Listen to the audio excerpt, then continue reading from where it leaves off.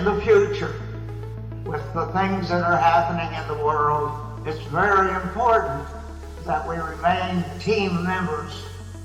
Consider the rising sea level.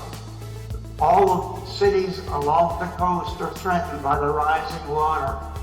A team would be better equipped to deal with that than individual countries.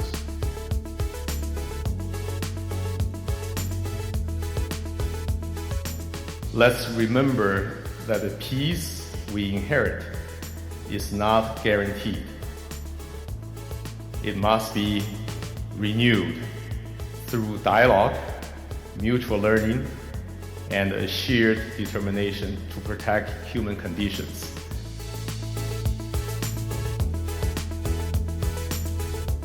This year has witnessed ups and downs in China-US relations, especially bilateral economic and trade ties came across major setbacks at one point. At a critical moment, President Xi Jinping and President Donald Trump navigated the giant ship of China-US relations through rough waters and hidden rocks and steered it forward with their strategic guidance.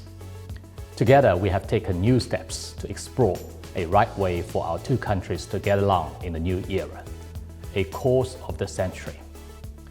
It is both the shared wish of our two peoples and a common expectation of the entire world that we can promote the steady, sound, and sustainable development of China-US relations from this new historical starting point.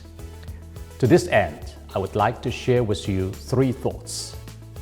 First, it is important to keep to the direction set by our presidents and faithfully implement the consensus reached during their meeting.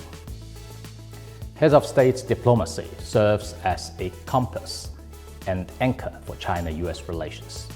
Since the start of this year, President Xi Jinping and President Trump have spoken on the phone 3 times, exchanged several letters, and held a successful meeting in Busan not long ago, recalibrating the direction of China-US relations at crucial junctures.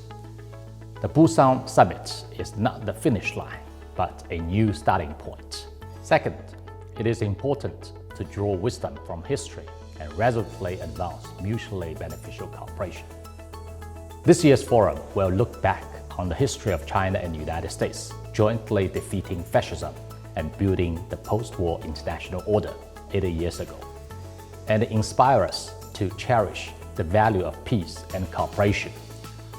Despite the wind and rain China-US relations have gone through over the past 8 decades, from every perspective, our shared interest in safeguarding world peace and prosperity always come first.